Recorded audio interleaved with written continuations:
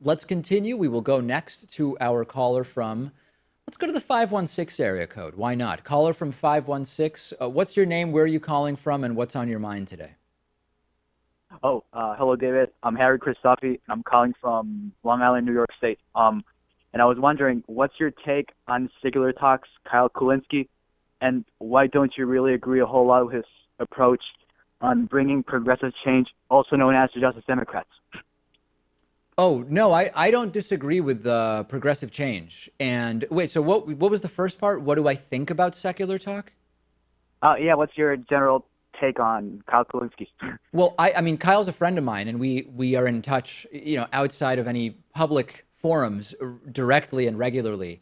I don't really watch anything. So if there's a question about like a specific topic he covered, I guess, I'm open to hearing it, but I don't know.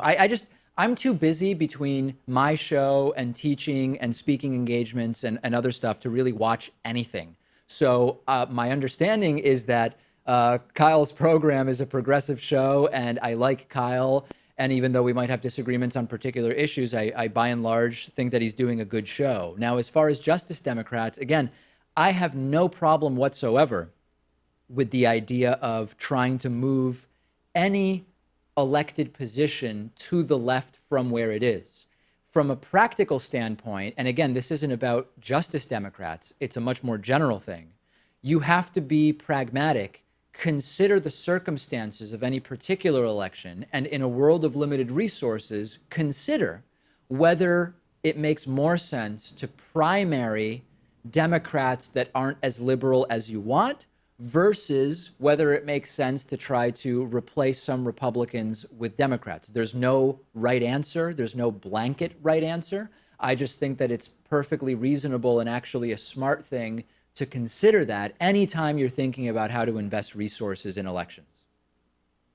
Yeah, I kind of agree, but don't you think we could do both, primary both corporate Democrats and Republicans? Because what's the point of getting a Democratic majority in the House and the Senate if most Democrats are not just the Democrats, essentially progressives, are going to push for like Medicare for all, free college, better infrastructure, and whatnot?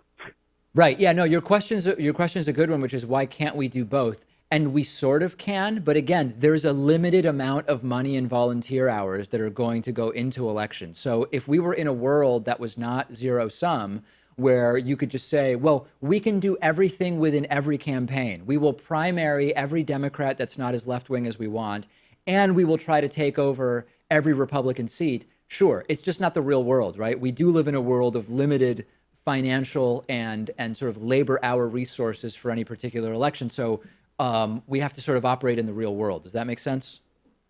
Yeah, I guess you're right, but is that also Kyle's take, or is he more optimistic, you think, and more like me, like we're more optimistic while you're being more realistic, which is nothing wrong with that, but do you think Kyle's take is more similar to mine? I couldn't tell you. I don't. My sense is you might know more than I would what Kyle's take is. Oh, right. No, because essentially we could first primary corporate Democrats, and in the general, for a U.S. House seat or a U.S. Senate seat, we could then primary the Republican. Isn't that what we could do order-wise? Like, Yes, you could. You absolutely could. Yes, Harry, that's absolutely something that you could do. All right. Thank you so much for the call. Very, very much appreciated.